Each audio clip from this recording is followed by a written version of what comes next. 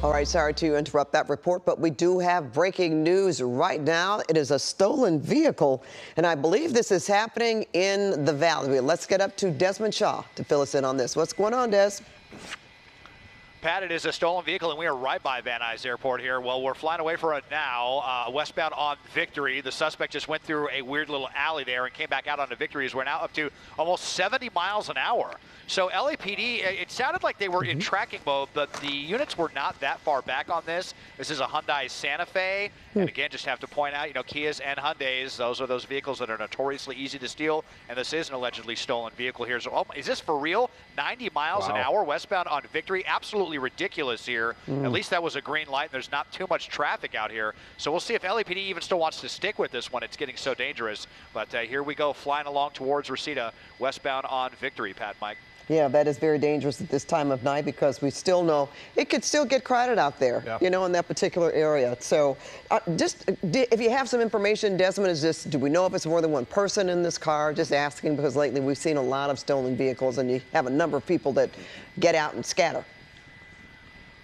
Yeah, we have been seeing a lot of that lately. We don't know. Yeah, this is a really fresh pursuit. It's LAPD's Devonshire division. We know that, but it started, really close here to Van Nuys Airport, so we were able to pick it up really quickly as they make that really kind of sharp turn there onto the wrong side of the road and continuing westbound. Now, I think they might have just turned their lights off here, and they've kind of been around some residential neighborhoods. So let's see if they're, going to get out and run now at this point. Just 1 second here as I do a little bit of camera there. You see LAPD's helicopter that is overhead on this one, helping to try to guide the units in. But we're coming back out onto Victory. This little kind of pocket lane right here that separates Victory from the resident. And taking another turn here back onto Balcom Avenue. So yeah, lights are off, and again, no units directly behind this person. Somebody out there with their vehicle right now. But 50 miles an hour on these tiny streets, it's just really ridiculous, guys. It really is. And let's mention again that the highest speed you saw was over 90 at one point, really about just a couple of minutes ago. It's really dark, not very well lit in this particular neighborhood here. Now they've got the brakes on, maybe making another turn, a wide turn. Lights are still off. Oh, yeah. I mean, it just makes it that much more dangerous because they're flying along and you're not even giving anybody warning by having no headlights on. So really scary, but they're using their blinker. They're kind of weird. Kind of a squeeze in there next to another car as we're out onto Van Owen. But look at LAPD's helicopter. They are still overhead like a hawk watching this. Really, really dark out there, though. So we're doing our best to stick with this one as well. And again, no units directly behind the suspect. All right, so they have pulled off. Yeah, and Mike? Yeah, Pat, they have gone into tracking mode. There was George units. We've talked about these before. The George units are the gang units, so they're the ones that initially started this. Now, it is what they're calling a stolen car, code 37 stolen car. There are times, though, that the gang units maybe know a little bit more information or maybe suspect these guys of gang members or bigger crimes or something like that. But the stolen vehicle was the reason for the initial traffic stop. And this did start as what's called tracking mode. I'm sorry, what is called a following, where they did get enough units behind it, got the helicopter behind it before they even tried to pull him over. So they wanted to have all their ducks in a row before they tried to pull it over. Wow. They tried, and he took off. And now we're seeing this really wild driving while blacked out. And you know what? We saw something that could have happened there, Desmond. That almost looked like a near miss when they turned the corner and there was another car that seemed to be sort of parked in the middle of the street. They did get around it, but that was pretty close.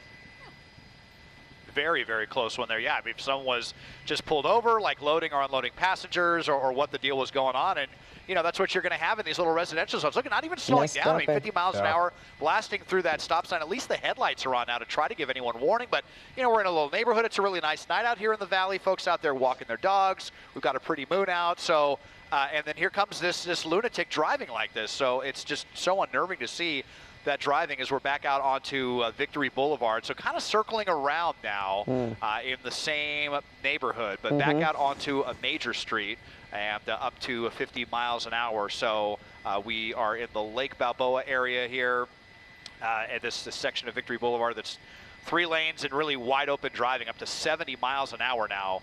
On this one. So again, if LAPD's at this point maybe just be staying backed off and waiting for them to find somewhere where they can get out and run and you don't want to see the suspect get away, but maybe at least a little bit less danger for the public is the calculus anyway. Yeah, because there's not that much they can do of driving at those kinds of speeds. They certainly couldn't do a pit maneuver. And you know, when I heard you say that they were circling or staying in the same area, that could be a possibility for them to kind of guess that they're going to come back around and lay a spike strip. But right, and go ahead, Mike. Yeah, they are. There is some talk about something that they want to do to bring this to an end, and that's. You know, there was a pursuit earlier today, the same situation. The person kept going in circles in the same area, and that is what gave LAPD the opportunity to lay a spike strip down. So we'll see if they can get one out here. Now, are they on White Oak Avenue now? That's another White pretty. Oak right there in the That's a pretty wide street too. A more narrow street. Well, you got 2 lanes each direction with a bike lane, but so not as wide as Victory. But yeah, I mean, still, you know, a fairly major street here that's going to terminate into a residential zone if we continue here up past Roscoe. Roscoe and Balboa were the first streets that we heard about where this called up. So right by Van Nuys Airport on kind of the northwest corner of the airport as they go right through that traffic. Oh, there they were. There for a light that I think had, yeah. Oh, it happened so fast I didn't even see it. But yeah, I don't. Was it a good one, guys? Did that look like a good spike? I don't think it made contact. No, the officer was standing on the corner there and was able to toss him out. But because they were driving on the wrong side and were coming back around, I don't think they made contact. Des and Mike, okay, considering the direction that they're going, could they possibly run up on the 405 freeway? Oh, my goodness. No, we're paralleling the 405 right now. We're still pretty far west of there. We're driving towards the 118, but White Oak will not get the suspect there because the train tracks are going to cut them off, and they'll have to make their way over to Balboa or Reseda. So we'll see what the suspect does if they get up to Roscoe instead, and we're going to turn before that onto Strathern as we make an eastbound turn here back into another small neighborhood. So, and then another quick turn southbound. So I'm also calling out these directions to help my pilot because it is a lot for them, all this zigging and zagging, turn left, turn right. And so, yeah, all over the place now, Shoshone Avenue, back into one of these tiny neighborhoods. So, what is the point of doing all this? And again, there's that lights off again. So they're definitely trying to, and then the lights back on. But that's super dangerous for them, too. If the street's not lit well and you're going to go 40, 50 miles an hour, then you may as well close your eyes because you can't see anything in front of you. So really, really crazy stuff out onto Stagg Street here. I think this will get it back towards Balboa. But just really, really hate seeing this. I mean, you hate seeing it anyway, but especially in these narrow residential neighborhood streets. Yeah, and even darker now. Now they looks like they turned the lights off again. Maybe they're driving with the foot on the brake. I don't know. Or did they turn? No, I could see the headlights again. It's very interesting as well. Now they're in Encino Avenue. Does it give you a sense that they could possibly know this area pretty well and know where they're going? I'm really not sure. I mean, it kind of just feels like they're looking for a dark street where they can turn the lights off and maybe, dump the car and run into a neighborhood or something like that. Unfortunately, they do have some lead time right now on LAPD because they have been in tracking mode, but the helicopter up there has been doing, a really great job of keeping up with this suspect and the crazy driving. I've seen them go through our shot a couple of times as we're right next to an elementary school right now. Another vehicle that's just kind of parked out there, definitely not expecting someone to come fly up behind him at this late hour. So now coming back out onto Sherman Way, another major street making a westbound turn. So yeah, is there any rhyme or reason? It's really kind of hard to tell at this point. It just seems like a panicked suspect kind of doing whatever they can. Yeah, it does at this point. All right, there's another wide turn there. Again, if they're looking for, I mean, they've certainly run up on a number of smaller neighborhoods and dark streets where they could have possibly tried to ditch the vehicle. But I mean, like you say, Des, that chopper is really keeping up with these guys. I say these guys, not knowing if there's more than one person in the vehicle, but so say that. Yeah, and you know what? I mean, it looks like LAPD may actively be back in pursuit now. You see their spotlight, and they have their flashing lights back on.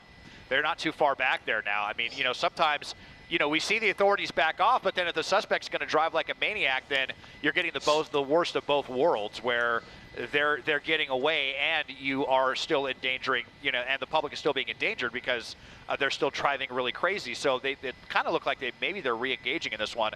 Back out onto Van Owen Street here. So we've covered a lot of the east-west streets and a lot of these little neighborhoods. Yeah, definitely wondering if there's going to be you know, if they're going to get out and run here. I say there, we're not sure how many people are in the car still at this point, but lights back off here, 55 miles an hour. Yep, and we've seen them on Shoshone Avenue before in this same area. So we'll see what happens. If they're contemplating, as we've seen so many times with these pursuits, where they can make a move in dumping the vehicle and doing a foot bail. And again, we're not exactly sure how many are in this vehicle or not, but this is a stolen Hyundai, as mentioned, a Hyundai Santa Fe, which is a very popular vehicle when it comes to being on that list of cars that thieves like to steal. Well, that was close. First time we've seen that. Real close right there. Yeah, that was the closest call I think we've seen. I think they had to slam on the brakes there. I saw a little bit of, another spike strip attempt there. That looked like a way better attempt. That was very, very well timed. Maybe, Mike, you'll hear on the radio if they say good spike or not. I couldn't quite tell. Right, it was very, very close there. So that means they're probably getting even more desperate to try to ditch that car. Okay. Yeah, here we go. And parked. So I think maybe the spike strip was good because all of a sudden here, successful. Or if they just realized LAPD, all right, and they look knew at that LAPD spotlight. was not messing around anymore, and they decided to park the vehicle, and hopefully we're going to see some hands out the window here shortly at Welby and Yarmouth in Reseda. Okay, do you see LAPD behind the vehicle? Uh-oh. What did you say? Yeah, but nah, they were just reversing right there. Yeah, LAPD is out there now with weapons drawn and definitely commanding the suspect to come out. But I just saw the reverse lights for a second, which made me kind of nervous. So, and as always, we've got the pursuit tent, the super dark windows on this one, but still no movement from the suspect inside. Yeah, and as Mike just pointed out, that front tire is smoking. You see that smoke coming out of it? Probably. Assume that's the tire. We do. I mean, it was also a lot of hard braking going on, you know, with the suspect. So I don't know if the brakes caught fire or if the vehicle's overheating. Yeah, quite a bit of smoke coming out, like more than you would just expect that from that spike strip. So maybe the vehicle just gave up the ghost on this one. It had enough of the super hard driving, and I mean, I'm not sure if it's overheating. That's kind of what it's looking like here. Oh, look, they've got their hazard lights on.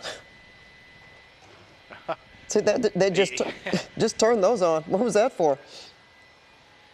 Yeah, you see them. Earlier in the pursuit, they had the lights off. They had the headlights off, but they were using the turn signal. You just never know what these what's going through these suspects' minds. Is now I think they've turned it off. But who's this? All of a sudden, just coming up to this vehicle. This is random.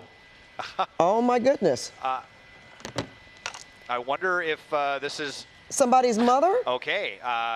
Wife? Maybe his mother or a relative and who just came up, or the owner of the vehicle. I don't know, but this is very, very weird, and LAPD definitely does not like this. I know that for sure. And she's putting her hands in her pockets. Might not want to do that, ma'am.